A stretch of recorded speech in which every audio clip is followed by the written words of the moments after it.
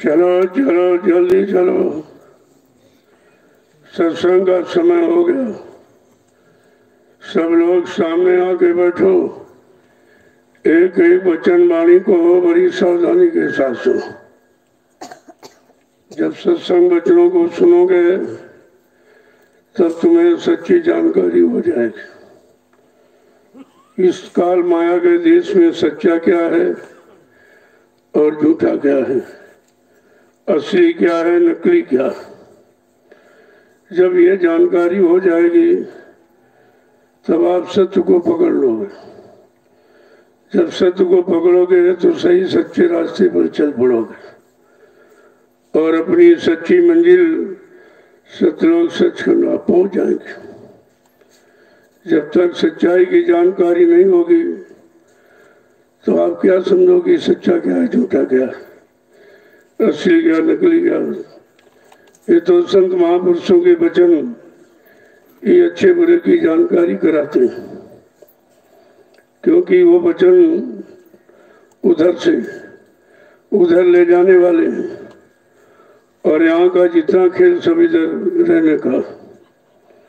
जब तक यहाँ का देखते सुनते रहोगे इसी में फंसे रहोगे, आप निकल नहीं पाओगे।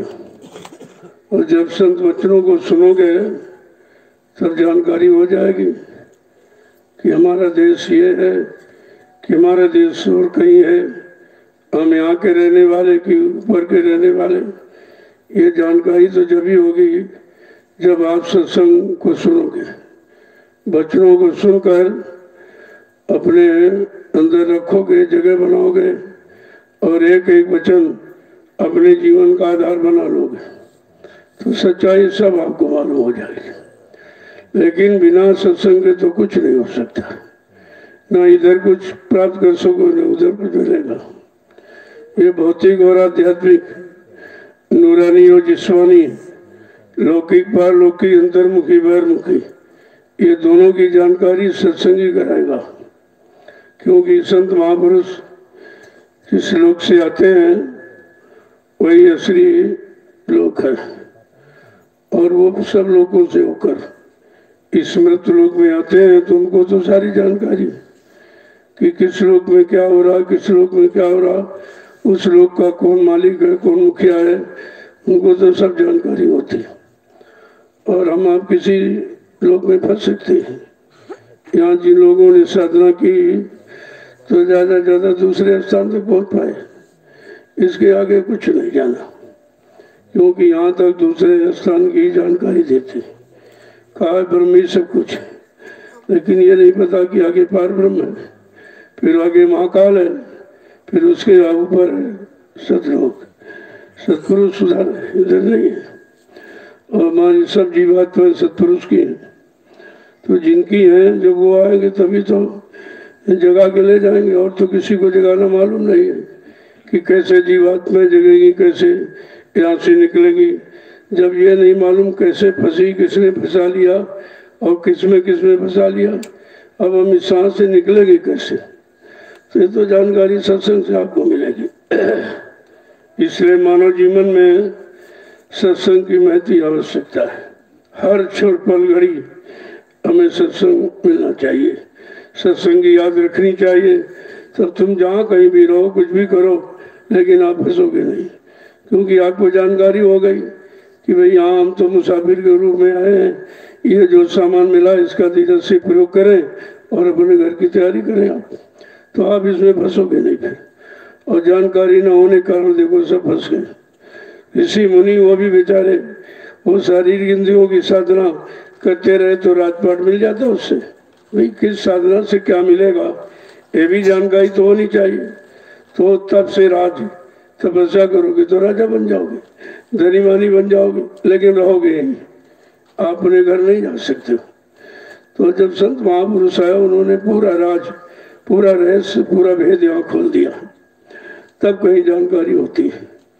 जय गुरुदेव, जय गुरुदेव, जय गुरुदेव, जय गुरुदेव, जय गुरुदेव, जय गुरुदेव। जय गुरुदेव नाम किसका? प्रभु का। जय गुरुदेव नाम किसका? प्रभु का। जय गुरुदेव नाम किसका? प्रभु का। प्रभु का प्यारा नाम। जय गुरुदेव। समृद्ध दाता दयालु पूज्य स्वामी जी महाराज, आज के इस प्रातःकालीन नैमिषारण्य की तपोभूमि पर लघु सत्संग में सम्मिलित होने वाले समस्त सत्संगी प्रेमी जनों, बड़े सौभाग्य जीव के जब देखते हैं करोड़ों जन्मों की तपस्या, करोड़ों जन्मों की पुण्य, करोड़ों जन्मों की सेवाएं जब जीव को देखती हैं, तब ये अवसर समय घड़ी संत महापुरुषों के वचन सुनने को मिलते हैं। तो कितने भाग्यशाली जीव हैं जो उन वचनों को सुन रहे हैं, जिनसे हम काल माया के देश में बच के अपने घर की तरफ चलेंगे। कहा वो बड़े भाग्यशाली, बड़े भाग्य पायो सत्संगा। कहा उनके बड़े भाग है जिनको समय के सतगुरु दयाल के वचन, जो हमें आपको सब तरफ से बचाने वाले, यहाँ से निकालने वाले हैं, वो सुनने को मिलते हैं। धन घड़ी सोई जब सत्संगा और धन जन्म जो भक्ति अमंगा। कहते हैं कि वो घड़ी धन्य है मानव जीवन की जिनमें हमको सत्संग मिले। तो ये कितने लोगों की घड़ियां धन्य हो रही, कितने लोग भाग्यशाली हैं जो इन वचनों को सुनकर अपनी जीवात्मा का उद्धार कल्याण करा लेंगे। इस पर भी तो विचार करना चाहिए। जिस समृद्ध दाता दयालु ने हम सब जीवों को निकालने के लिए, घर पहुंचाने के लिए कितना प्रयास किया और कितना सुनाया समझाया, इतनी मेहनत, इतना परिश्रम, मतलब इतनी हमदर्दी तो किसी ने की नहीं कि 60 वर्ष में आपको सुनाया गया। 10 जुलाई 1952 से 2012 ये 60 वर्ष का समय सुनाने में, सिखाने में, समझाने में मतलब लगा दिया गया और हम आप कोई समझदार नहीं बन पाए। कोई तो नहीं टिका शरण में। अगर कोई भी टिका होता तो ये समझ लिया जाता चलो गुरु की मेहनत सफल हो गई, या तुमने अपना यानी समय ठीक समझ जगह लगा कर ठीक कर लिया, तो दोनों तरफ से चला गया। न इधर समझ में आया न उधर को समझ में आया। तो ये नासमझी के कारण ही तो देखो कितना समय निकल गया है। मिला लेकिन हाथ नहीं लग पाया, पहुंच गए लेकिन रुक नहीं पाए, जो लेना चाहिए वो छूट गया। ये सब चीजें आपकी वही। तो अब मालिक से केवल दया ही मांगी जा सकती है। वो दया जिससे हमारा मन संगा संदेह भूल भ्रम में न जाए और इधर न लग करके उधर लग जाए गुरु के चरणों में, क्योंकि सच्ची शांति गुरु के चरणों में और कहीं नहीं। उनकी शरण और चरण के अतिरिक्त सच्ची सुख और शांति आनंद कहीं नहीं। यहाँ तो लोगों ने बहुत ढूंढा, कोई राजा बन गए, कोई धनी मानी, मतलब यानी गरीब अमीर, पढ़े लिखे अनपढ़, हिंदू मुसलमान, ये सब बनकर आपने ढूंढा लेकिन मिला कुछ। अगर होता तो मिलता। हाँ तो महापुरुषों ने पहले कह दिया ये दुख का सागर है, यहाँ सुख नहीं है। हाँ सुख पाने के उपाय हैं। अगर संत महापुरुषों की शरण में चले जाओ तो तुमको सच्ची सुख शांति के उपाय बता देंगे, तरीके बता देंगे कि आपको कैसे मिलेगी। तो हमें आपको प्रार्थना वंदना दीनता के समय कर ही कह सकते हैं, क्योंकि हम सब इतने कमजोर हैं, इतने शक्तिहीन बलहीन हैं कि मतलब यानी ये तो साधना नाम की बहुत मुश्किल है। वैसे है तो सरल, लेकिन सरल जब हो तो मन बुद्धि चित्त पाक सब निर्मल पवित्र हो जाए। करेगा कौन? सरल भी है तो करेगा कौन? मन तो उधर फंसा हुआ और शरीर को मन ने इधर भोगों में लगा के गंदा कर दिया। अब मन बुद्धि चित्त सब गंदे हो गए और खान पान भी गंदा हो गया और मतलब संग और सोबत सब गंदी हो गई और कर्म भी गंदे हो गए। तो गंदगी में तो कोई पूजा स्वीकार नहीं होगी। किसी तरह की आप कितनी आरजू मेहनत बाहर से जवानी ही जीव से जीवा से आप चिल्लाओ, उससे कुछ होने वाला नहीं। देखो सब चिल्ला रहे कितने दिनों से। पंडा पुजारी मंदिर की चोटी पर लाउड स्पीकर लगा के हल्ला मचा रहा, शोर मचा रहा हूँ भी। और मुल्ला मौलवी मेहदी की चोटी पर लाउड स्पीकर लगा के शोर मचा रहा हो भी, और गिनती गुरुद्वारे की चोटी पर लाउड स्पीकर लगा के हल्ला शोर मचा रहा, और पादरी गिरजाघर की चोटी पर लाउड स्पीकर लगा के हल्ला शोर मचा रहा। लेकिन अल्लाह से अल्लाह या परमात्मा खुदा गॉड कोई सदगुरु मिला? ये जबानी से नहीं, का अंतर घाट में बैठकर। वो आत्मा का विषय है, मन बुद्धि चित्त का विषय नहीं है। जब आत्मा के घाट पर आत्मा से वो भी मन बुद्धि चित्त पाक साफ निर्मल पवित्र कर लोगे, तब तो तुम्हारी फरियाद, तुम्हारी प्रार्थना अर्चना वंदना स्वीकार हो सकती है। गंदगी में कुछ नहीं हो। इतने दिन से सब चिल्ला रहे, किसी को कोई मिला? अरे भाई कोई तो बतावे कि हमको देवी मिल गई या देवता मिल गए या भगवान खुदा घाट हमको मिल गया या सच्चा सतगुरु मिल गया, तो किसी को तो जानकारी होनी चाहिए। तो मिला हो तब कोई बताएगा। जहाँ तुमने ढूंढा वहां कुछ था नहीं, जहाँ आपने खोजा वहां कुछ नहीं था। तुमने उस चेतन को जड़ में खोजा, तो जड़ में चेतन कैसे मिल जाएगा? वो तो चेतन जगह पर चेतन तरीके से और चेतन जानकार वो आपको चेतन बताएगा। तो ये सब जानकारी सत्संग न सुनने के कारण, न मिलने के कारण, न लेने के कारण, न अपनाने के कारण ये सब भूल भरम हो गया। अब कितना भारी नुकसान हो गया कि जीवन के कितने दिन निकल गए, व्यर्थ में चले गए। किसी का 50 है, किसी का 60 है, 70 है, अब कितना बचा है? कलयुग में इतना समय कहाँ मिला?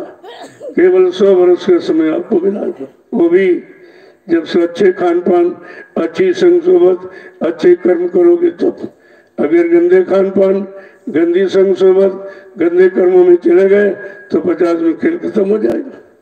तो ये चीज है तो सरल, कलयुग में तो सरल कर दी गई, इसलिए कलयुग में समय नहीं है, मन बुद्धि पाक साफ निर्मल नहीं है, कोई शक्ति ताकत विवेक है नहीं, इसलिए संत महापुरुषों ने सरल कर दिया। केवल नाम की कमाई रखी, कुछ नहीं रखा। कहा कि वो पहले वाला जो सतयुग था तो 1 लाख वर्ष की उम्र थी, तब सब योग करते थे। ये योग वो मतलब यानी उसी में अपना समय निकल जाए, अच्छाई सच्चाई की तरफ बने रहे, बुराई में न लगने पावे, इसलिए वो सिखाया गया उनको। और जब त्रेता आया तो 10,000 वर्ष की उम्र थी। तो नाना प्रकार के हवन यज्ञ, जब तक पूजा पाठ, ये त्रेता का है। तुम्हारे पास तो उम्र भी वो नहीं है, मन में वो ताकत नहीं है, इंद्रियों में संयम त्याग वैराग नहीं, तुम्हारा खान पान संग सोबत कर्म अच्छे नहीं, तो तुम्हें उस करने से क्या मिलेगा? वो तो जिस समय का जो कोर्स होता है, जो रास्ता होता है, वो उसी समय के लोगों के लिए होता है। अब तुम कहो नहीं हम वो करेंगे, तो उससे कुछ होने वाला नहीं। यही तो अज्ञानता में सब करते हैं। कोई योति नहीं सतयुग का, कोई त्रेता का, कोई द्वापर की साधना में जुटा पड़ा है, और उसको ये नहीं मालूम कि मतलब उस युग में उम्र कितनी होती थी, मन की ताकत कैसी थी, इंद्रियों में संयम त्याग वैराग कैसा था, उनका खान पान संग सोबत कर्म कैसे थे, ये तो विचार आपने किया नहीं, इसलिए उनको कुछ नहीं मिला। इतने दिन हो गए पूजा पाठ करते, किसी को कुछ मिला है? अरे भाई कोई पंडा पुजारी, कोई मुल्ला मौलवी, कोई ग्रंथी पादरी जो वहाँ के मतलब जिम्मेवार हैं, जो रात दिन करते हैं, मुझसे पूछो भाई तुमको मिला? तो कहेंगे नहीं मिला। तो फिर भाई तुमको नहीं मिला, तुम तो रोज करते हो, हम तो कभी कभी आते, पूछो हमको कैसे मिल जाएगा? अरे होता तो मिलता, जब है नहीं तो मिलेगा कैसे? यही कहा कि तुमने ढूंढा तो, लेकिन ढूंढा कहा जा कुछ नहीं। अज्ञानता के कारण हम लोग वहां पर खोजते ढूंढते रहे जहाँ कुछ नहीं। अरे ये खोजो वहां जहाँ यानी मिलने वाली चीज को जो कोई जानता हो, वो जानकार मिल जाएंगे, वो आपको बता देंगे रास्ता। तो कलयुग के जानकार संत महापुरुष, उन्होंने रास्ता निकाला कि कलयुग का गंदा कमजोर जीव केवल नाम की कमाई कर सकता है। यही कलिकाल न साधन दूजा, मन क्रम वचन गुरु पद पूजा। कलयुग में कोई साधन, कोई योग हो कुछ नहीं है, केवल गुरु के वचनों का मनसा वाचा कर्म, मन से कर्म से वचन से वाणी से उनके मतलब यानी आदेश हुक्म का पालन करें। जो मिल जाए वही तुम्हारे लिए। तुम छोटा बड़ा आदेश मत समझा करो, छोटी मोटी सेवा मत समझा करो, वो तो तुम जिस लायक हो वही सरल करके तुम्हें बता दिया जाता है, या भी कर लीजिए काम हो जाएगा। तो सब ये तो कहा कलयुग योग यज्ञ नहीं जाना, बहुत साफ साफ लिख दिया कि कलयुग का जीव कोई अटक भटक न जाए, कहीं पिछले युगों की साधना में न जुट जाए तो मिलेगा कुछ नहीं, समय व्यर्थ में चला जाएगा। फिर भी आपने ध्यान नहीं दिया। ये रामचरितमानस कलयुग का, कलयुग के जीवों को जगाने के लिए जो गोस्वामी जी महाराज ने लिखा था कि कलयुग का जीव बेचारा कमजोर है, कहीं भूल भ्रम में फंस जाए, तो उसके लिए सरल साधन बता दिया कि कलयुग योग यज्ञ नहीं जाना, एक आधार नाम गुण गाना। कहा कलयुग में योग है, जब है तब है, पूजा पाठ कुछ नहीं, क्योंकि आप गंदे इतने ज्यादा हो और गंदगी में कोई पूजा स्वीकार होती नहीं। लेकिन इस पर ध्यान नहीं कहाँ दिया। देखो नहीं, पूजा करते हैं, शराब पीते, गंगा स्नान करते, झूठ बोलते, छल कपट, ये सब गंदा खान पान करके उन कामों को करोगे जो पाक साफ तरीके से किए जाते उनको मिलता है। तुम गंदे काम करने वाले कैसे मिल जाएगा तुमको? इसीलिए मिला नहीं। सब समय आपका व्यर्थ चला गया, चाहे मंदिर में हो, चाहे मस्जिद में हो, चाहे गिरजाघर गुरुद्वारे में हो, किसी धर्म स्थलों पर आप चले जाओ, तुम्हारा काम वहां से नहीं होगा। ये वेद व्यास ने द्वापर युग के जीवों के लिए बनाया था, ये मूर्त पूजा उन्होंने अनुष्ठान किया था। बात तो तुम समझते नहीं हो, एक दो जानते नहीं हो, कोई सही सच्ची बात कही उसे मानते नहीं हो। ये दो बीमारी तुम्हारे में और लग गई। तो इसलिए हम सब कलयुग के कमजोर जीवों को निकालने के लिए, बचाने के लिए, उबारने के लिए, उद्धार के लिए जब समृद्धता संत सदगुरु आए तो हमें तो उन्हीं की प्रार्थना करनी चाहिए, उन्हीं से फरियाद करनी चाहिए। वही हमारी फरियाद के सुनेंगे, वही हमको निकालेंगे, उन्हीं के पार निकालने का तरीका है। तो हमको अन्यत्र कहीं जाने की जरूरत ही नहीं। एक भरोसा, एक बल, एक आत्म विश्वास, जब इस तरह की धारणा और विचार हो जाएंगे तो आपका काम हो जाएगा। कभी उसको पकड़ा, कभी उसको पकड़ा, कभी इधर गए, कभी उधर गए, तुम्हारा इधर और उधर में ये समझान डाला, उधर कोई नहीं जा रहा। बात तो उधर की है, न इधर की, न इधर की, उधर की है। अब उधर की बात बताएगा कौन? जो उधर गया हो या उधर से आता जाता हो, वही तो बताएगा।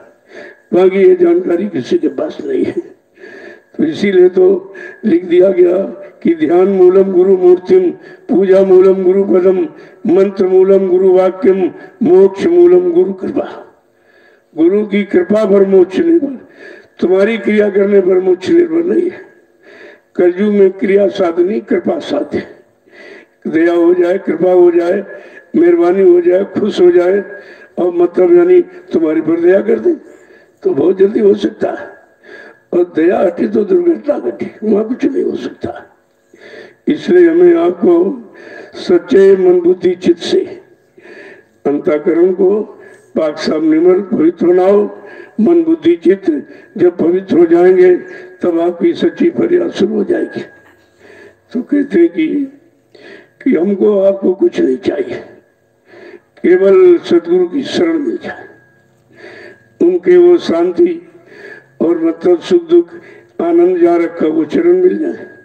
तो चरण और शरण और वचन ये तीन ही चाहिए। आप उनके वचन मिल जाए और शरण मिल जाए और चरण मिल जाए, बस इन्हीं से तो काम हो जाएगा।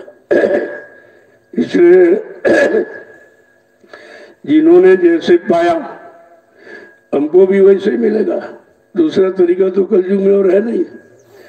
तो हमें आपको करना क्या चाहिए और निरंतर मालिक से यही आरजू मिन्नत बिना प्रार्थना करनी चाहिए कि निज चरणों का दरस करा दो गुरु, निज चरणों का दरस करा दो गुरु, निज चरणों का दरस करा दो गुरु, निज चरणों का दरस करा दो गुरु, मुझे प्रेम दीवानी बना दो गुरु, मुझे प्रेम दीवानी बना दो गुरु, मुझे प्रेम दीवानी बना दो गुरु, मुझे प्रेम दीवानी बना दो गुरु। कहते यहाँ सबका दर्शन करके देख लिया, सबको देख लिया, कुछ मिला नहीं कुछ। अब अपने उन पावन पवित्र चरणों का दर्श करा था, जहाँ से जगना, जहाँ से होश, जहाँ से ज्ञान, जहाँ से बुद्धि विवेक जानकारी सब मिलती है, का उनका दर्शन करा दो और हमें अपना प्रेम का दीवाना बना। मैंने संसार में सबसे प्रेम करके देख लिया, कुछ नहीं मिला, सब लूटने वाले चूसने वाले हैं, वहां प्रेम कहाँ। जैसे प्रेम तो ओठों पर रहता है, जब माँ बच्चे को कुछ करती है तो प्रेम है, यहाँ होता है। और जैसे ओठों से प्रेम हटा और नीचे पोछा गंदा हो जाता, तुम रोक ही नहीं पाते उसको। प्रेम तो हुआ और प्रेम का भाव बना, लेकिन फौरन वो भोगों में चला गया, गंदा उठा, गंदा कर दिया आपने, तो प्रेम का तो असली रूप ही खत्म हो जाता है, उसका जो सच्चा आनंद है वो समाप्त हो जाता है। भोगों में नहीं है तो गंदा होगा उससे। इसीलिए कहा प्रेम संतों के पास खजाना है, प्रेमी दीवाना होता है जब प्रेम खजाना मिलता है, प्रेमी मस्ताना होता है। देखिए कितनी बड़ी बात कह दी कि वहां रखा है, तो तुम यहाँ भोगों में ढूंढ रहे हो, इनमें मिल जाएगा, उनमें मिल जाएगा, धन में मिल जाएगा, दौलत में मिल जाएगा, औरत में मिल जाएगा, पति में मिल जाएगा, सामान में मिल जाएगा, सम्मान में। अरे कहते यहाँ कहाँ रखा है, यहाँ तो सब गंदगी है और प्रेम पाक साफ निर्मल पवित्र, उसमें कोई दाग नहीं रहता। कहते वो संतों के पास, जब संत शरण में जाओगे तब आपको जो सच्चा प्रेम उधर मिलेगा, उस प्रेम में मीरा दीवानी होगी, सेजोबाई दीवानी होगी, कभी नानक, पलटू, रविदास, नाबादास, चरणदास, जितने यहाँ सब दीवाने हो गए, उनको प्रेम मिला है। तो आगे क्या कह रहे हैं, मुझे चरणों का दर्शन करो। अब सबका दर्शन दीदार करके देख लिया, सबको देखा, मिला कुछ नहीं। अब अपने चरणों का दर्शन करा दीजिए और मुझे एकमात्र अपना दीवाना बना दीजिए। अब मैं किसी का दीवाना और किसी का मतलब यानी बन के रहना नहीं चाहता, सबको सबका बन के देख लिया, किसी ने अपना बनाया नहीं और मतलब निकाला और स्वार्थल किया और धक्का मार दिया। आगे क्या करें कि जगत जाल से दूर हटा कर, जगत जाल से दूर हटा कर, जगत जाल से दूर हटा कर, जगत जाल से दूर हटा कर, मुझे शीशे में रूप दिखा दो गुरु, मुझे शीशे में रूप दिखा दो गुरु, निज चरणों का दर्श करा दो गुरु, निज चरणों का दर्श करा दो गुरु। ये जगत जाल जो काल माया में मिलकर बनाया, काल माया जो ने में जो मिलकर बनाया जगत जाल, इसे हटा दीजिए। यहाँ कहीं प्रेम नहीं है, यहाँ कहीं सच्चाई नहीं है, यहाँ कहीं सुख आनंद नहीं है, सब धोखा ही धोखा है। और मुझे शीशे में अपना रूप दिखा दिया। दर्पण है, महापुरुषों के वचन तो दर्पण ही है, वही शीशे, उसी से उस रूप की पहचान होती है। और ऐसे तो आप नहीं पहचान सकते। यहाँ तो तमाम चेहरे देखते हो, जब उन्हीं नकली चेहरों में फंस जाते हो जो चमड़े के खोल चढ़े हुए, वहां कुछ नहीं। आगे क्या करे समझा के कि कुल कुटुंब से दूर हटा कर, कुल कुटुंब से दूर हटा कर, कुल कुटुंब से दूर हटा कर, कुल कुटुंब से दूर हटा कर मुझे सहस कमल दिखला दो गुरु, मुझे सहस कमल दिखला दो गुरु, निज चरणों का दरस करा दो गुरु, निज चरणों का दरस करा दो गुरु। ये नकली कुल कुटुंब में फंस गए, जबकि अपना यहाँ कोई कुल कुटुंब नहीं। माँ के गर्भ से हम नंगे अकेले आए थे तो कुटुंब परिवार तो लेके आवाज नहीं थे, कोई सामान भी लेके नहीं आए थे। कहा इस नकली से अब हमें हटा दीजिए, इसमें रहते रहते बहुत दिन बीत गया और ये अपना हुआ नहीं। जिस शरीर में गया वो भी अपना नहीं हुआ, वहां जन्म हुआ फिर मर, फिर जन्म हुआ फिर मर गए, फिर जन्म मर गए, बिना कुछ। जो सामान इकट्ठा करते रहे वो भी छूट गया। कहा ये कुल कुटुंब का से दूर हटाकर अब ये जितनी गंदगी है जिसमें हम फंसे पड़े हैं, इससे आप हमको हटा दीजिए, हम मुझे सहस कमल दिखला दीजिए। ये पहला स्थान, यहाँ से चलना शुरू करा दीजिए। यहीं से प्रारंभ होता है अपने घर की तैयारी का, ये पहला स्थान है। कहा वहाँ मुझे वो दिखला दीजिए, जब वो देख लूंगा ये भूल जाऊंगा सब। आगे क्या है कि घंटा शंख सुना कर मुझको, घंटा शंख सुना कर मुझको, घंटा शंख सुना कर मुझको, घंटा शंख सुना कर मुझको, त्रिकुटी धाम बता दो गुरु, त्रिकुटी धाम बता दो गुरु, निज चरणों का दरस करा दो गुरु, निज चरणों का दरस करा दो गुरु। उधर पहला स्थान है वो घंटा शंख की आवाज, वो सुना दीजिए तो इधर की आवाजों में फंसूंगा नहीं। जब असली आवाज की जानकारी मिल जाएगी कि घंटा शंख किसे कहते हैं, और यहाँ भी आपको अभ्यास कराया जाता है। सुबह घंटा शंख बजता है लेकिन बजाने वाला कोई नहीं जानता, न बजाने वाला न सुनने वाला, किसी को मालूम नहीं को बजाया जाता है। कहा ये इस काल का जो मालिक है, काल भगवान निरंजन, उसकी आवाज है।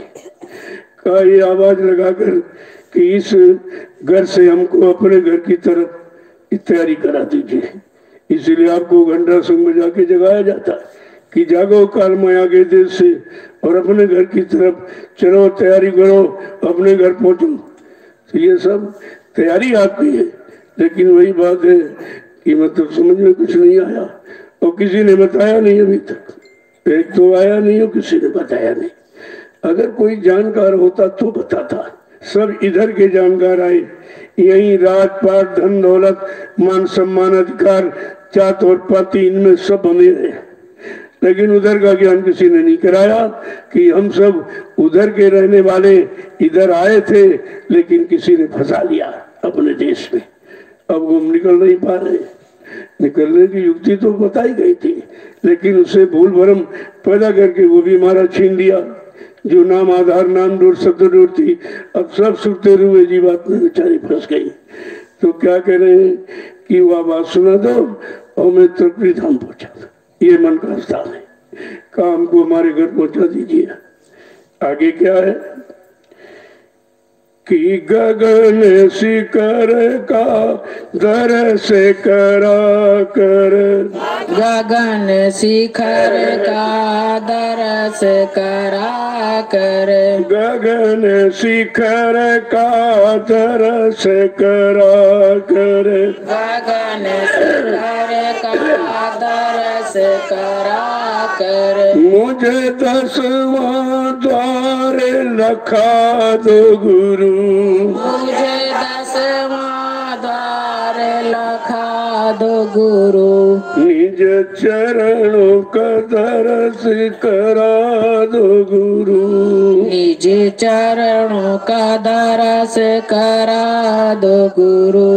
अब सत्संग वचनों से जब जानकारी हो गई है तब सदगुरु से फरियाद करती है, ये वैसा करो, हमको इधर से उधर, जिधर हमारा सच्चा घर मुकाम मंडल लोग है उधर की तरफ आप ले चलो, पहुंचा दीजिए। तो कहते अब गगन शिखर का दर्श करा था, ये आसमान नहीं, आसमान के ऊपर है वो आसमान का, वो शिखर चोटी पर पहुंचा दीजिए ताकि इधर की दूरी बढ़ती जाए, उधर की नजदीकी मिलती जाए। तो कहते कि मुझे 10वां द्वार रखा, बस ये असली यहाँ से एकदम बात सामने पत्थर पवित्र हो जाते, काम को 10वां था। ये 9 द्वारों में फंसा रहा अभी तक, 2 आंखें, 2 आंख, 2 कान, 2 नाक के सुराग, नीचे गुदा और इंद्री, काम इन्हीं 10 द्वारों में गंदगी में देखता रहा, सुनता रहा, फंसता रहा। अब इससे 9 द्वारों से निकाल कर हमें 10वां द्वार पहुंचा दीजिए। आगे क्या कह रहे हैं कि मान सरोवर कर में धुला कर, मान सरोवर कर में धुला कर, मान सरोवर कर में धुला कर, मान सरोवर कर में धुला कर, मुझे हंस स्वरूप बना दो गुरु। मुझे हंस स्वरूप बना दो गुरु। निज चरणों का दरस करा दो गुरु। निज चरणों का दरस करा दो गुरु। कहते 10वां द्वार के उस पार मान सरोवर है, वहां पर स्नान करा के हमारी सब गंदगी उतार दो, तब हम अपने घर जाने के काबिल, अपने पिया प्रीतम मालिक से मिलने के काबिल बन पाएंगे और मुझे ये सब गंदगी हटाकर हंसरूप बना दीजिए। आगे क्या कह रहे हैं कि महाशून्य वे भंवर गुफा में, महाशून्य होए भंवर गुफा में, महाशून्य वे भंवर गुफा में, महाशून्य होए भंवर गुफा में, मेरे काल के जाल तुड़ा दो गुरु। मेरे काल के जाल छुड़ा दो गुरु। निज चरणों का दरस बना दो गुरु। निज चरणों का दास बना लो गुरु। निज चरणों का दरस करा दो गुरु। निज चरणों का दरस करा दो गुरु। अब ऊपर की मंजिलों की बार बार मांग करता है कि इसके आगे भंवर गुफा है, मासूम मैदान वहां पहुंचा दीजिए और मतलब यानी ये काल के सारे जाल तोड़ा दीजिए, सब खत्म हो जाए, हम स्वतंत्र हो जाएं, बंधन मुक्त हो जाएं, हमको उधर पहुंचा दीजिए। आगे क्या है कि सतलोक सतपुरुष दिखा कर, सतलोक सतपुरुष दिखा कर, सतलोक सतपुरुष दिखा कर, सतलोक सतपुरुष दिखा कर, मुझे बीन की तान सुना दो गुरु।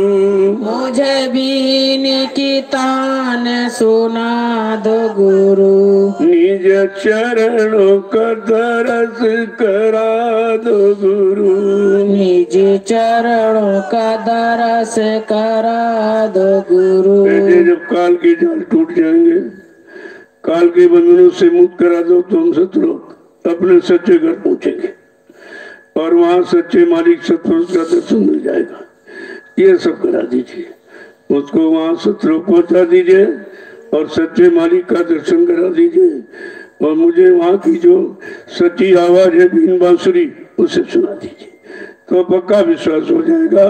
फिर इधर से पूरा लगाओ, यानी खत्म हो जाएगा, उधर अपना बड़ा हो जाएगा। आगे क्या कह रहे कि अलख अगम का भेद बता कर, अलख अगम का भेद बता कर, अलख अगम का भेद बता कर, अलख अगम का भेद बता कर, मुझे सतगुरु स्वामी गोद बिठाल गुरु, मुझे सतगुरु स्वामी गोद बिठा लो गुरु, निज चरणों का दरस करा दो गुरु, निज चरणों का दरस करा दो गुरु। कहते हैं कि अलख अगम ये भी भेद बता दो, सतलोक पहुंचा दो, वहां से आगे जो अलख अगम अनाम देश है उसका भी भेद बता दीजिए, और मैं सतगुरु स्वामी की गोद में बैठा दीजिए। बस उनकी गोद में पहुंच जाने के बाद सारा भूल भ्रम खत्म हो जाएगा, सब अंधकार शंका संदेह सब ही मिट जाएगा। कहा ये कृपा दया करके कर दीजिए, देखो ये मांग करनी चाहिए। और हम आप क्या करते, यही का काल सामान मांगते रहते, ये दे दीजिए, ये दे दीजिए, ये बना दीजिए, वो बना दीजिए, जबकि यहाँ बना सब बिगड़ेगा। ये तो बिगड़ने वाला देश बनने वाला कहा, यहाँ बनाओ बिगाड़, यही उसका खेल है, यही उसकी रचना है। और इसी रचना में हम लोग फंसे पड़े हैं, ना यहाँ बन पाता न बिगड़े में रह पाओगे न बनेगे, इधर उधर रहने का ही नहीं देगा, दोनों में उलझाए रहेगा, कभी इधर कभी उधर, कभी उधर कभी उधर। इसी उधर में उधर का भेद छूट गया, घर का भेद नहीं मिल पाया, घर तक पहुंचने का रास्ता किसी ने बताया नहीं, तो हम सब सुखते रुए जीवात्मा ये पर पड़ी, सब बेचारी भटक रही है। अब कोई उनकी भटक ये खटक मिटाने वाला जब कोई आएगा तभी तो मिटेगा। यहाँ तो कोई ऐसा आया नहीं, यहाँ सतयुग में, त्रेता में, द्वापर में उन्हीं के आने का इतिहास है। कहा ऋषि और मुनि और योगी और महर्ष और त्यागी बैरागी और माता अवतारी ये सब आते जाते रहे, लेकिन छुटकारा दिलाने वाला कोई नहीं आया। ये भी आए, ये भी इसी में फंसे रहे, यहीं पर मान सम्मान अधिकार पाते रहे और राजा बन गए, धनी बानी बन गए, गरीब अमीर ये सब यहाँ उतारा। लेकिन यहाँ से निकलने की बात तो किसी ने बताई ही नहीं। ऐसा मालूम पड़ता है किसी को रास्ता नहीं मालूम, या मालूम हो तो उनको वे राज और रहस्य भेद खोलने का अधिकार नहीं होगा। कोई तो बात जरूर रही होगी, लेकिन कुल मिलाकर यहाँ किसी ने रास्ता बताया नहीं। तभी कहा घिरी बदरिया पाप की, बरस रहे अंगार, और संत न आते जगत में तो जन्मता संसार। यहाँ तो पाप के बादल घिरे हुए हैं चारों तरफ, मतलब अब तो इस समय इसी की बहुताहत है, बाहुल्यता इसी की है। जिधर देखो मार काट हिंसा चोरी कत्लेआम व्यभिचार कुपचार और परेशानी, इसके सिवा कुछ नहीं। कहीं सुख शांति की तो देश मात्र भी कहीं दिखाई नहीं देता। अब चारों तरफ लोग फंसे पड़े हैं, बेचारे कैसे निकलेंगे, कौन निकालेगा ये भी नहीं मालूम।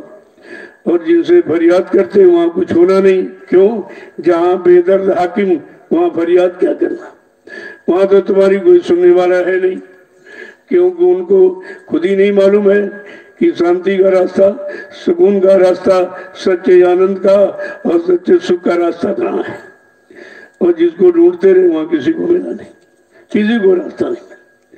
देखो दिन भर सब दौड़ते हैं, कोई बाइसिकल से जा रहा, कोई साइकिल से जा रहा, कोई 4 व्हीलर से, कोई ट्रेन से, कोई हवाई जहाज से। इनसे पूछो भाई कहाँ जा रहे हो, क्या ढूंढ रहे हो? कहते सुख शांति की तलाश कर रहा हूँ, सुख और शांति। और शाम को लौट के आया, कहा मिली? कहते नहीं मिली। दिन भर ढूंढा, परेशान निराश होकर फिर घर आ गया। यही खोज बराबर जारी होती रही और धीरे धीरे समय निकल गया, क्योंकि मनुष्य समय का शरीर का समय निश्चित है। और समय निकल गया और जो खोजा ढूंढा तो मिला नहीं। लेकिन कहा तुमने खोजा कहाँ है? पहले सदगुरु खोजो, जिनके पास सच्चा रास्ता है सुख और शांति का, आनंद का। उनको सदगुरु खोजो री प्यारी, जग में दुर्लभ रतन यही। कहो सदगुरु की खोज करो, जिनके पास सबका खजाना है, शांति का है, आनंद का है, सुख का हो, सब तरह का खजाना जिनके पास, उनको खोजो। सतगुरु खोजो री प्यारी, जग में दुर्लभ रतन यही। इससे दुर्लभ और कोई धन दौलत है ही नहीं। लेकिन ये मिलेंगे कैसे? कहा ये मिलेंगे कैसे? कहा वो खुद मिल लेंगे। हम आप तो खोज नहीं सकते उनको, हमें आपको ढूंढना खोजना मालूम नहीं है।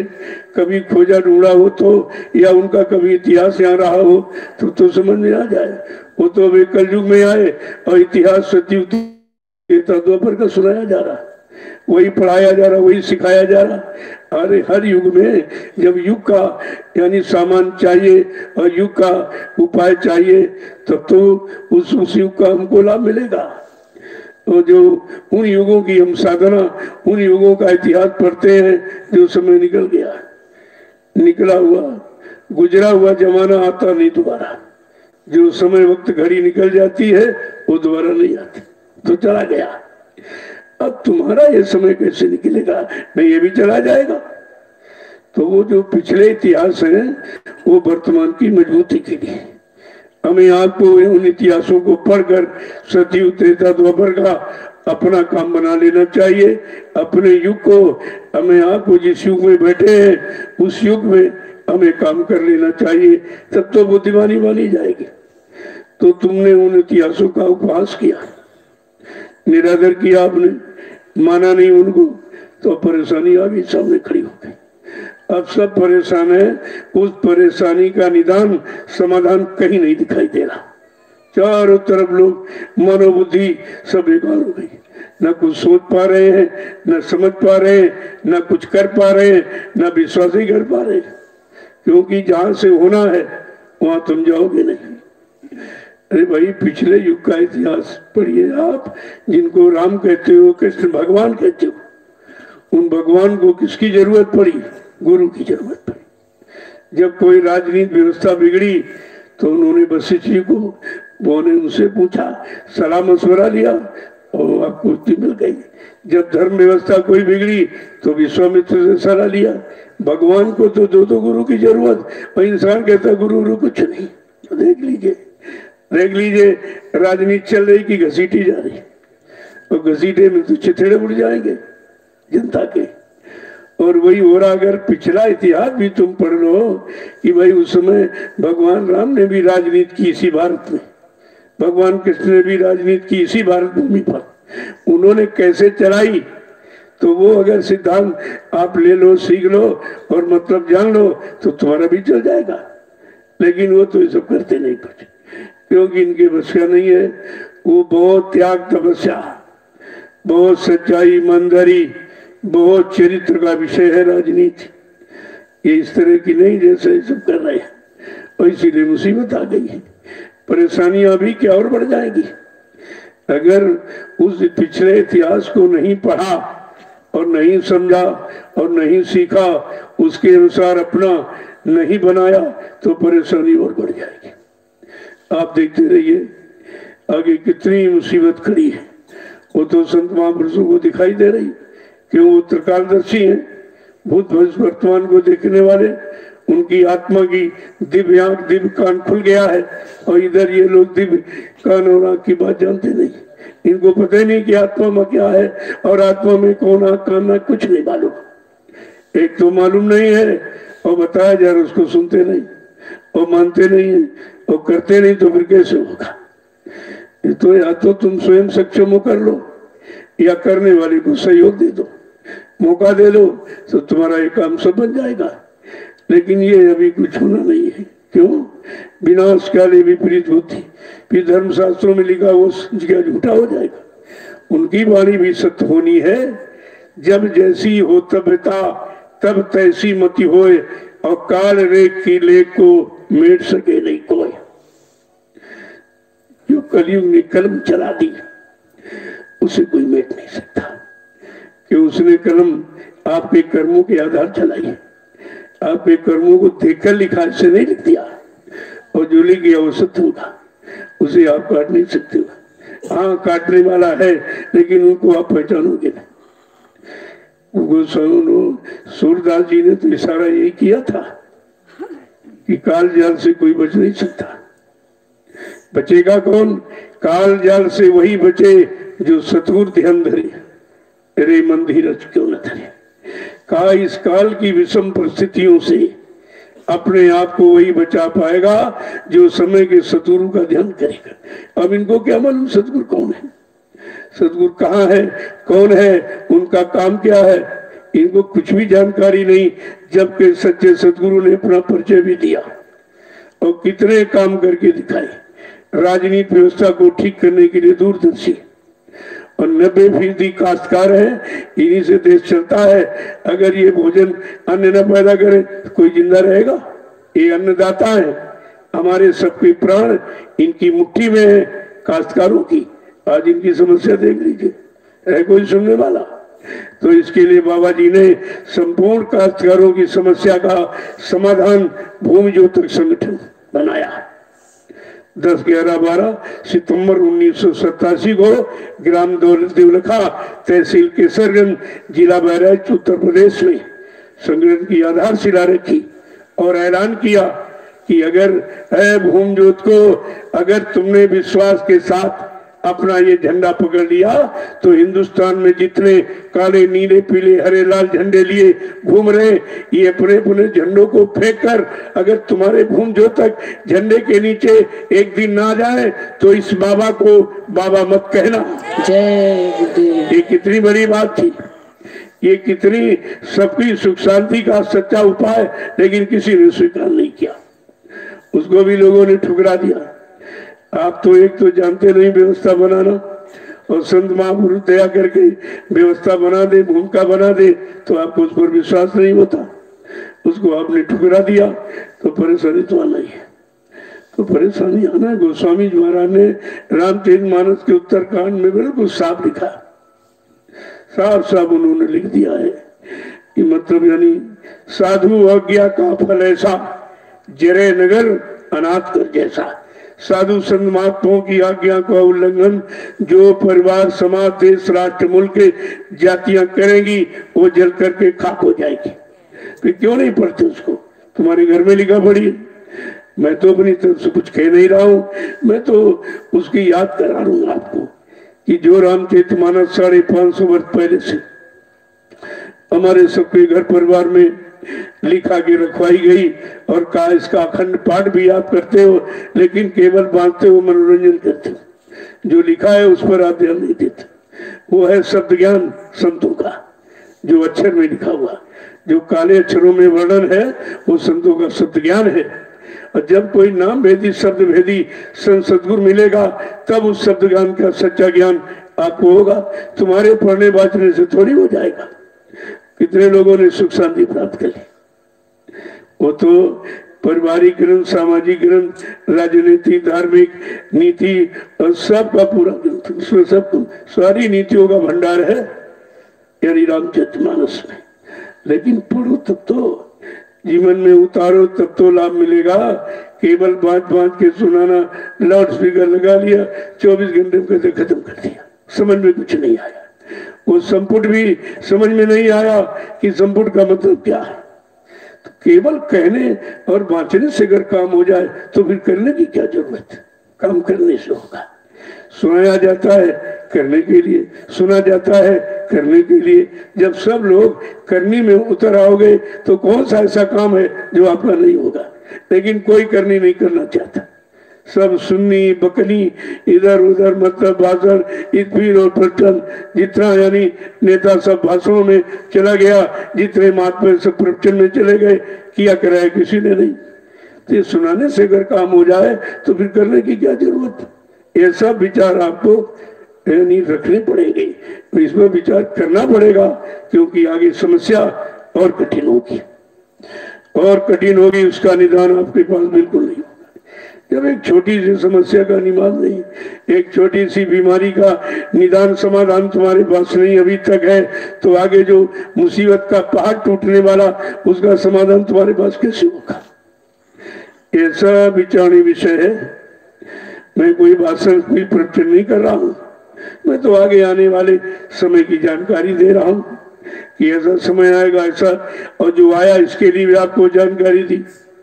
बराबर 8 वर्ष मैंने हिंदुस्तान में बड़े बड़े मंच लगाकर और शासन प्रशासन से परमिशन लेकर उनको भी सूचना देके मैंने संदेश प्रसारण किया था कि आगे का समय बहुत खराब। आप लोग ऐसा काम कोई मत करो जिससे कुदरत नाराज हो जाए। अगर कुदरत नाराज हो गई तो उसकी नाराजगी का परिणाम बड़ा बुरा होगा और तुम उसको बर्दाश्त भी नहीं कर पाओगे और नहीं माने लोग। ये मार काट हिंसा चोरी ये क्या है? जीवों को मारना काटना क्या ये धर्म है? क्या ये दया है? क्या मतलब ये भी कोई सिद्धांत है? कम से कम इस पर तो विचार करना चाहिए।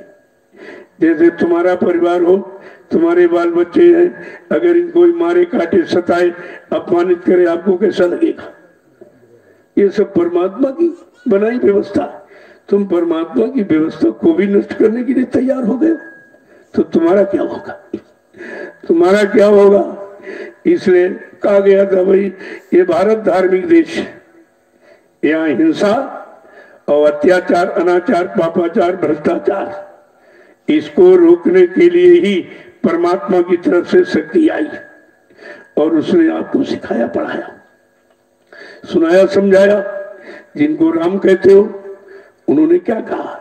सब लोग धर्म कर्म में आ जाओ, मानवता इंसानियत में आ जाओ, प्रेम प्यार मोहब्बत सेवा दया सदाचार परमात्मा की यादगार में आ जाओ। सब अपने मन मस्तिष्क में माँ बहन बेटी बहू की परख पहचान कर लो, ये सिखाया।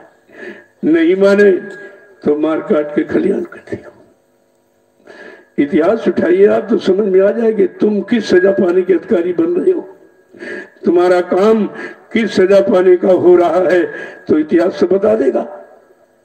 तो जिन्होंने जो नहीं माने परिणाम देखिए कितना बुरा। एक नारी सीता का अपहरण होने पर कितना बड़ा विनाश हो गया।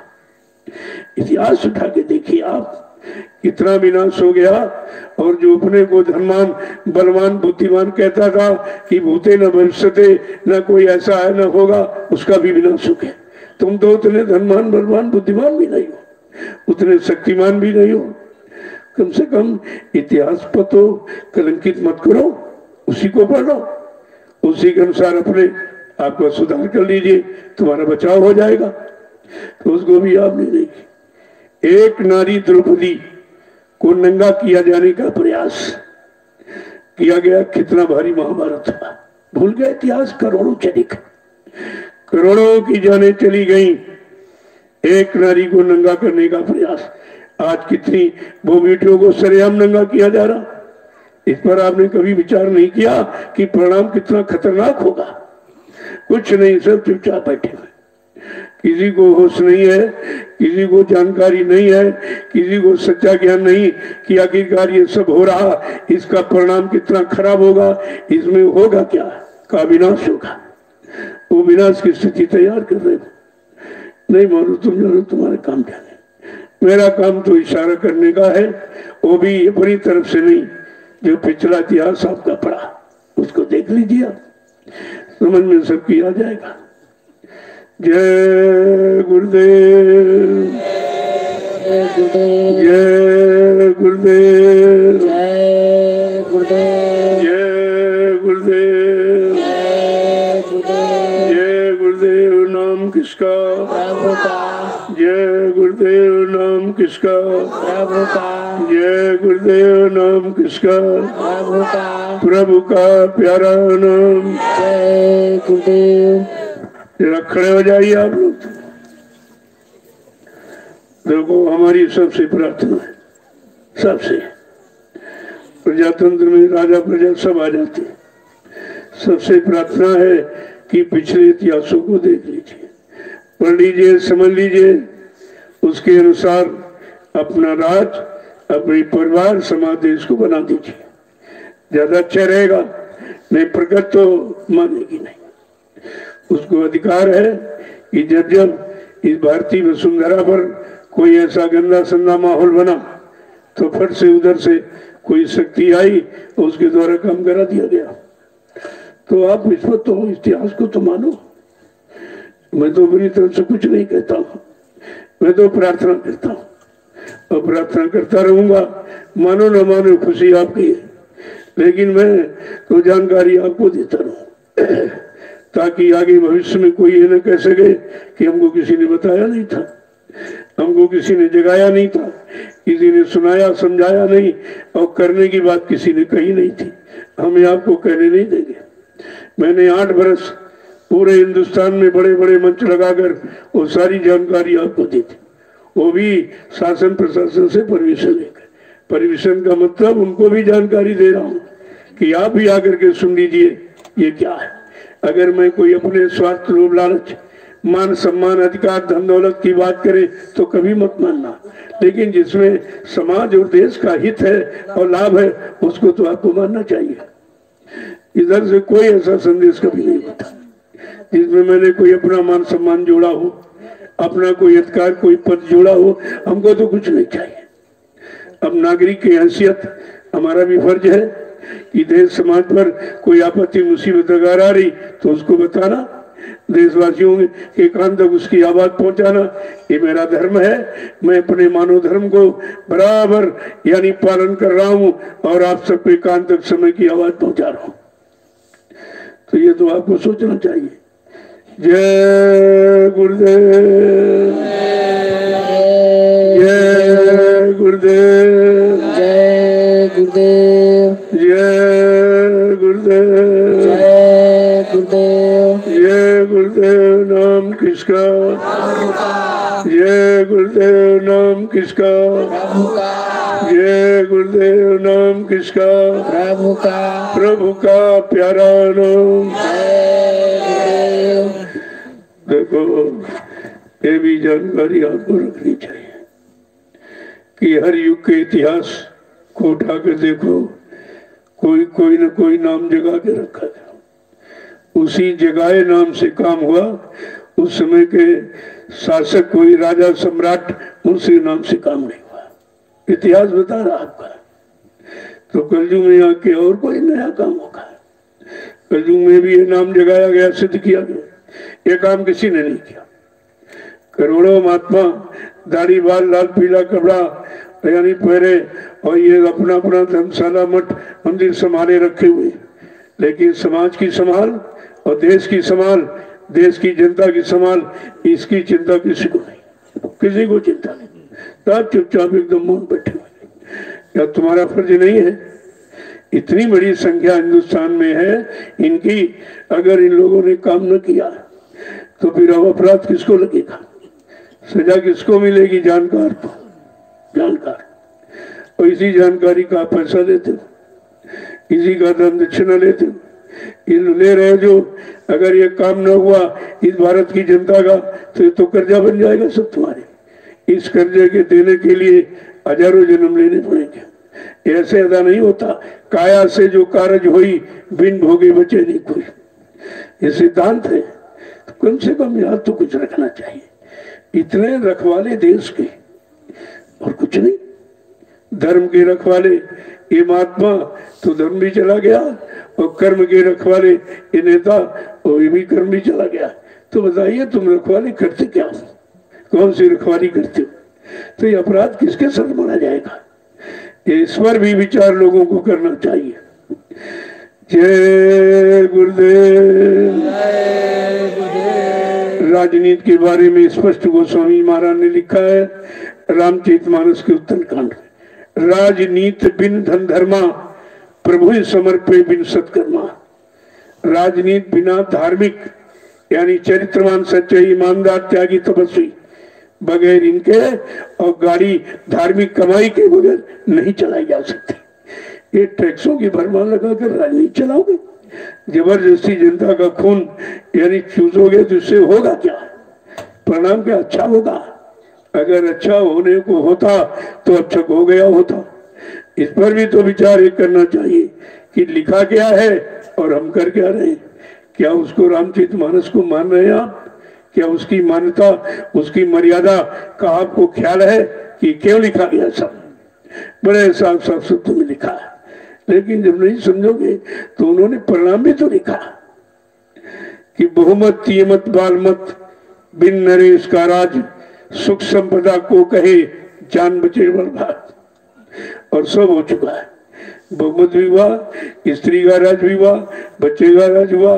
अब तो कोई राजा नहीं है, अब राजा कोई नहीं। राजा का मतलब रखवाला, रक्षा करने वाला, सुरक्षा करने वाला, संरक्षा हिफाजत करने वाले को तो राजा कहते, मालिक कहते उसी को। तो कोई ऐसा नहीं है। तो बिन नरेश का राज में क्या होगा? कहा सुख संपदा को कहे और जान बचे बर्बाद। तुम सुख समृद्धि छोड़ दो कि सुख मिलेगा, नया मिलेगा। अरे तुम अपनी जान ही बचा लो, तुम्हारे लिए वो होता है। देखो 550 वर्ष पहले से संत गोस्वामी जी महाराज ने रामचरितमानस में लिख के सब बता दिया। मैं उसी की तो याद करा रहा हूँ। आप, मैं अपनी तरफ से कुछ नहीं कहता, मुझे कहने की जरूरत भी नहीं है। जो पहले का लिखा वही नहीं पालन कर पाए, अब बता दिए तो कौन से याद कर लोगे? उसको कौन मान लोगे आप? जब इतनी पुरानी लिखा पड़ी तुम्हारे घर में रामचरितमानस रखी है, जब उसका आप पालन नहीं कर पाए हो तो अब कोई चीज बता दी जाए उसका आप पालन कैसे कर लोगे? जय गुरुदेव, जोर से बोलो, सब मिल बोलो, बोलना होगा, अभी से बोलो। दुख दर्द हरेंगे, सब कष्ट मिटेंगे, सुख शांति भी देंगे। सबके दाता, सबके मालिक, प्रेम से बोलो। ये नाम नहीं इंसान का, ये काम नहीं इंसान का। अब ये काम इंसानी बुद्धि का नहीं रहा, सबको देख लिया गया, कुछ नहीं हुआ और कहीं होने वाला नहीं। प्रकृति नाराजगी में, प्रकृति की नाराजगी कुदरत की तो बहुत ही खतरनाक है। अभी उसने एक छोटा सा नमूना दे दिया है। बाबा जी ने तो बहुत पहले कहा था कि अणुबम परमाणु बम ये सीमित क्षेत्र का नुकसान कर सकती है। अगर कुदरत नाराज हो गई, कहीं कीटाणु बम फेंक दिया तो सारा विश्व तबाह हो जाएगा। तुम महात्माओं की बात सुनते ही नहीं हो। इतने पहले 80 से बराबर आवाज लगाई जा रही और कोई ने उस पर कोई गौर ख्याल किया ही नहीं। जैसे इनके कान ही नहीं है, इनकी आंखें नहीं, न दिखाई दे रहा, न सुनाई दे रहा, न बुद्धि से कभी विचार कर पा रहे। ये हमारे सुख आनंद के लिए कह रहे कि अपने लिए कह रहे, ये अपने लिए आते ही नहीं संत महापुरुष, ये तो समाज देश के लिए आते। वृक्ष कबहू नहीं फल भगे, नदी न संचय नीर, और परमार्थ के कारण साधुन धरा शरीर। उनका अपने मृत्यु लोक मंडल पर शरीर धारण करना एकमात्र सबके हित लाभ कल्याण के लिए होता है। ये भी आप भूल गए सब। जय गुरुदेव, जय गुरुदेव, जय गुरुदेव, जय गुरुदेव। नाम किसका? प्रभु का। जय गुरुदेव। नाम किसका? प्रभु का। जय गुरुदेव। नाम किसका? प्रभु का। प्रभु का प्यारा नाम। जय गुरुदेव। देखो अगले सुधी 10वीं पूज्य पाद दादा गुरु जी महाराज का ये पुण्य पावन तिथि उनकी निज धाम जाने की, ये 73वां वार्षिक भंडारा जो प्रति वर्ष मनाया जा रहा है। भंडारा का मतलब पूरी सब्जी से नहीं, जो भंडार लेके आए हैं नाम का खजाना, जिन्होंने भंडार कहा लो ये मेरा बांट देना। और समृद्ध दाता दयालु बाबा जय गुरुदेव जी महाराज ने कितना बांटा, सबको सुनाया, सबको, और बिना पैसे का। ये अमोलक धन बिना पैसे का, ये कोई नहीं बता सकता है। ये किसी को जानकारी नहीं है कि इसके नाम का काम क्या है और नाम का लाभ क्या है। ये सब आपको बताया गया है और किसी ने नहीं सुना। उन्हीं समृद्ध दाता दयालु महापुरुष की पुण्यतिथि है ये। तो ये सभी गुरु भक्तों को, एक की बात नहीं, सबके लिए ये सबको मनाना चाहिए। चाहे बड़े बड़े घर में मना लो और नहीं सामूहिक रूप से मना लो।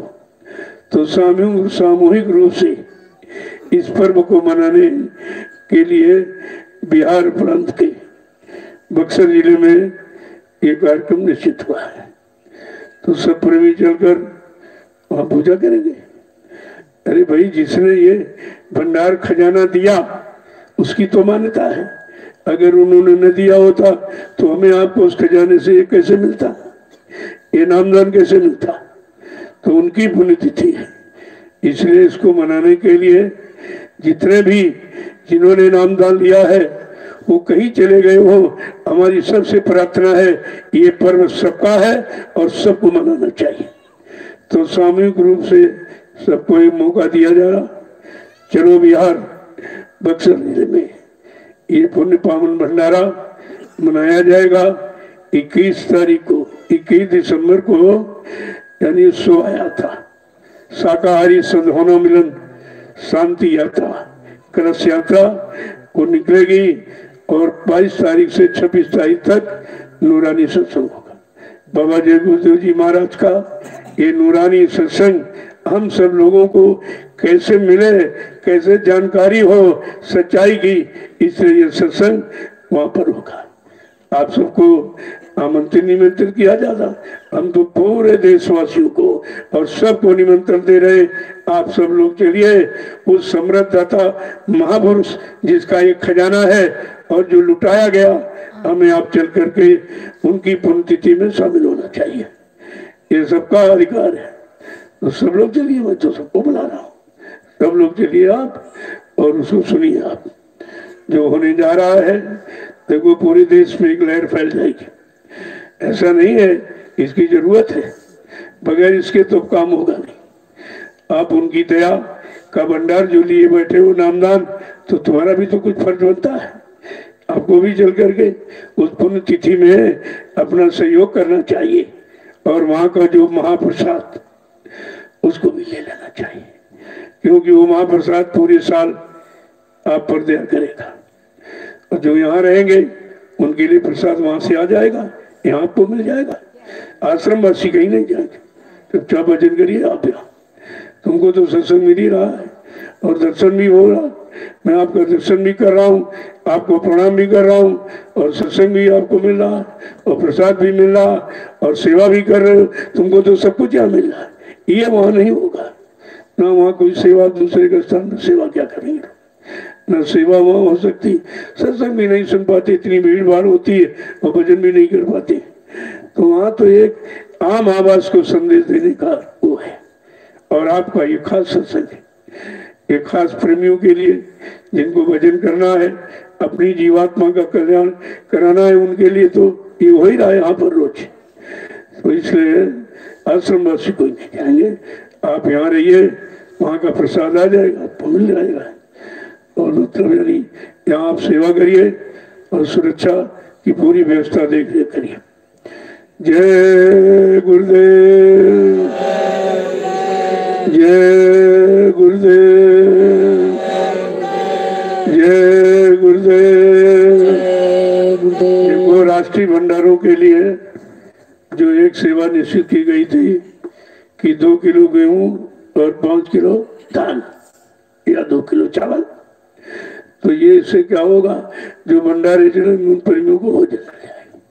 और यहाँ तो परमानेंट चलता है, वहां भी और यहाँ भी। वहां तो 5 दिन, यहाँ तो पूरे साल चलता है। बात तो वही है, प्रेमियों को भोजन उनको खिलाओ जो भजन करे।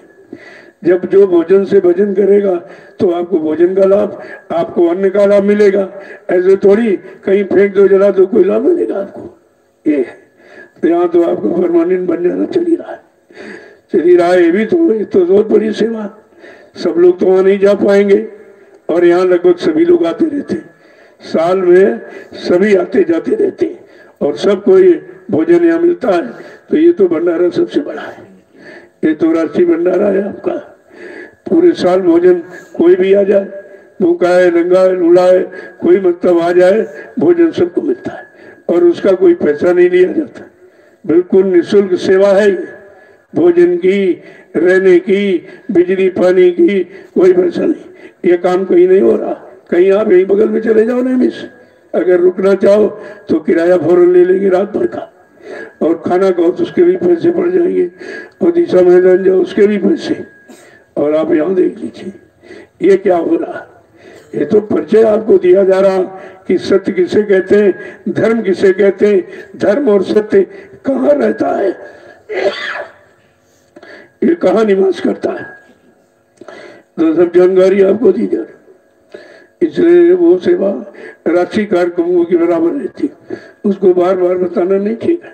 बता दिया गया भाई 4-5 कार्यक्रम साल में होते, ये आपका वार्षिक भंडारा है और गुरु पूर्णिमा है और होली, और कभी कभी एक ही साथ मुक्ति दिवस होली पड़ जाते, एक ही कार्यक्रम रह जाता, डबल वहाँ हो जाता, और अलग तो मुक्ति दिवस का, जो वास्तव में नामदानियों के लिए मुक्ति दिवस ये किसी ने निर्धारित नहीं किया आज तक सृष्टि में।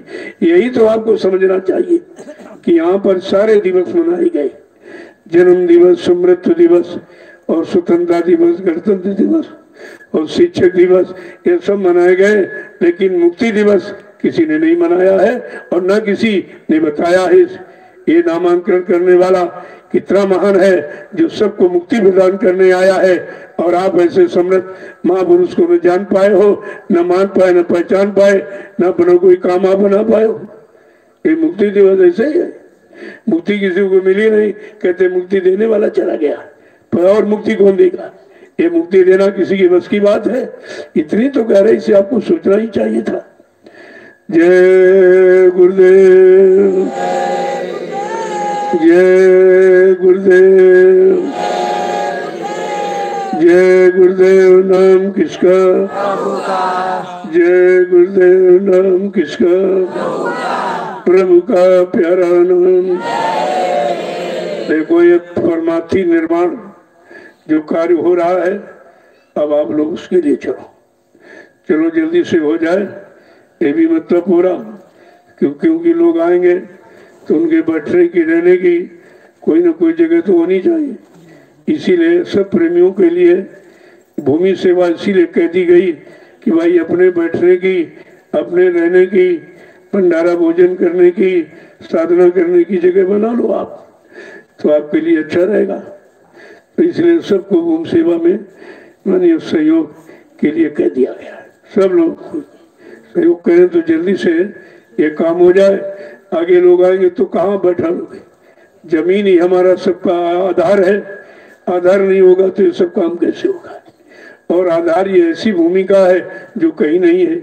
ये 88,000 ऋषियों की तपोभूमि, इसको ले लेना है, किसी तरह से इसको ले लो और यहीं पर बैठकर जो काम होगा सरलता और सुगमता से हो जाएगा, कोई कठिनाई नहीं होगी। आपको जो आप देख रहे हैं बराबर, इस भूमि पर कोई प्राकृतिक प्रकोप नहीं है, कोई बीमारी नहीं है। ये तो 88,000 ऋषियों की तपोभूमि का परिचय है और सबको दिया जा रहा और बताया जा रहा सबको। और यही नहीं, कराया भी जा रहा। कितने लोग आते जाते, आ रहे जा रहे हैं, आ रहे जा रहे हैं, क्योंकि बड़ा परिवार है तो मतलब एक आदमी आएगा तभी भीड़ हो जाती है। 45 करोड़ का परिवार है, इतना बड़ा जनसंख्या किसी के पास नहीं, न किसी राजनीति नेता के पास, न किसी धार्मिक महात्मा के पास। इतना बड़ा जनमत है बाबा जी गुरुदेव जी महाराज ने अपने अथक परिश्रम, त्याग और संयम से तैयार किया है। अब वो लोग भूल गए, भटक गए, वो बात एक अलग की। परिवार तो परिवार ही है। तो इसलिए मैं सारे गुरु परिवार को आमंत्रित निमंत्रण देता हूँ कि आप लोग मानी बिहार में बक्सर पहुंच करके दादा गुरु की पुण्य स्मृति में भंडारे में शामिल हो जाओ, क्योंकि वो सबके हैं, किसी के तो नहीं है, सबके हैं। सबको उन्हीं की दया भंडार से ये नामदान मिला हुआ है। तो ये तो मतलब ये तो सबको समझना चाहिए। यहाँ कोई विरोध की बात नहीं है, यहाँ सबके लिए आह्वान है। सब लोग आइए और उनके दिव्य अलौकिक संदेश को सुनिए आप पहले, तब आपकी समझ में आ जाएगा सब। मैं केवल वचनों का प्रसारण करता हूँ, न गुरु बनता हूँ, न सदगुरु बनता हूँ, न कोई स्वामी बनता हूँ, न कोई संत महात्मा बनता हूँ। ये बनने की बात नहीं है। आप केवल संदेश सुन लीजिए, बस आपकी समझ में सब आ जाएगा। आपको वचनों से मतलब, भाई किसी के मुख से बोल रहे हो तो उससे तो मतलब नहीं है, लेकिन वचनों से मतलब है। जय गुरुदेव, जय गुरुदेव, जय गुरुदेव। नाम किसका? जय गुरुदेव। नाम नाम किसका? प्रभु का प्यारा नाम। जय गुरुदेव। अब आप चलिए, वहाँ पर ये छत पड़नी है तो अब सब लोग वहाँ चलो, वहीं पर इनका नाश्ता भिजवा देना आप। चलिए आप जल्दी से शुरू कर ताकि हो जाए पूरा। जय गुरुदेव। अब आप लोग चलिए, देर मत करो, चलो जल्दी ये काम हो जाए, अच्छा रहेगा।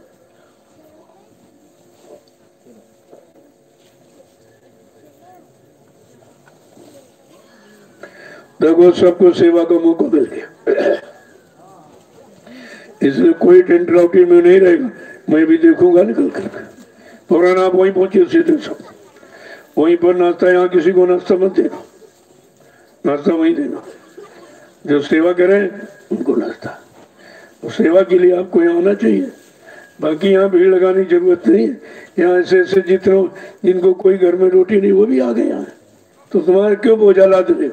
मैं रोज रोज कहता हूँ भंडारी की रोटी बहुत खराब है, ये तो लाखों लोगों का अनाज है इसमें, तो सेवा करके तो आप रोटी खा सकते, उद्धार हो जाए, लेकिन बगैर सेवा के बड़े बड़े खाओ तो नुकसान हो जाएगा।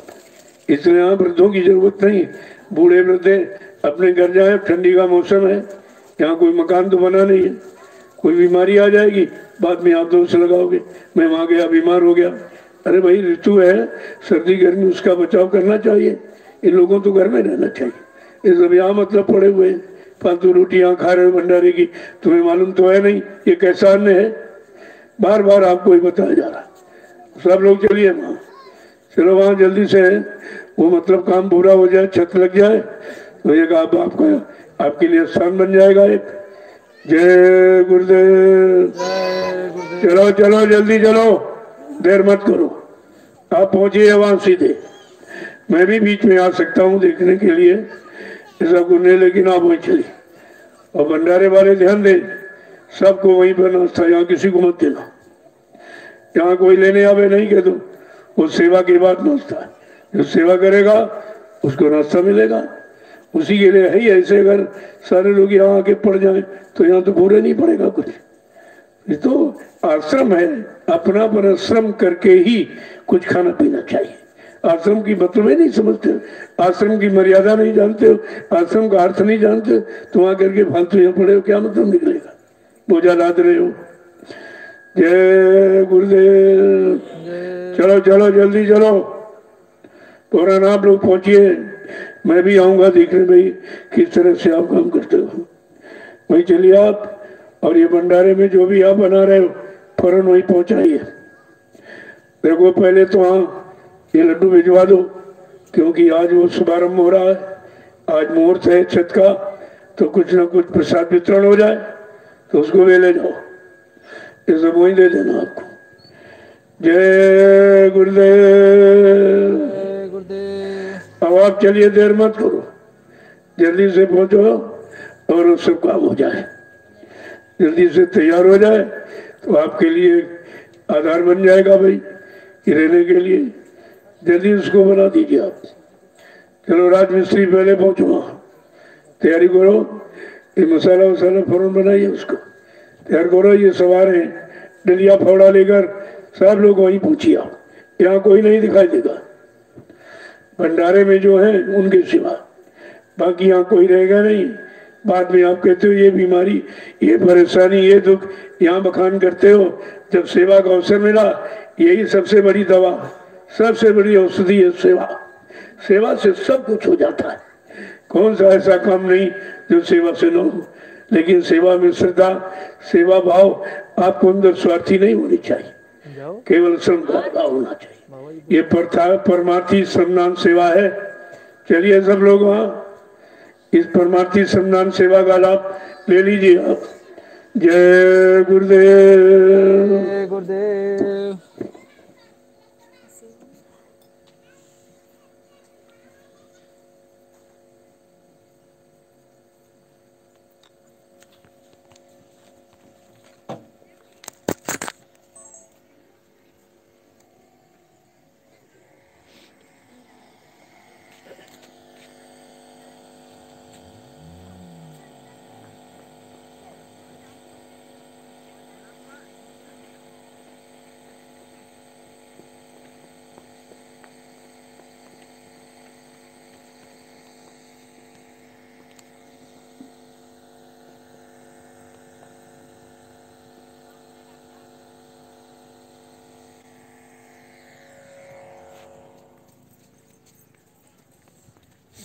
क्या हुआ?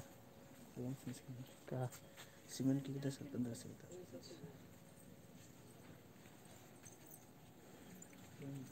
ठीक है।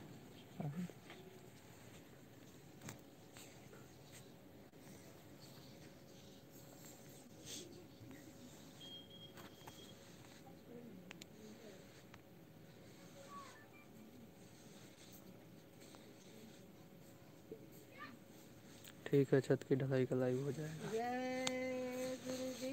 जय गुरुदेव, जय गुरुदेव, जय गुरुदेव,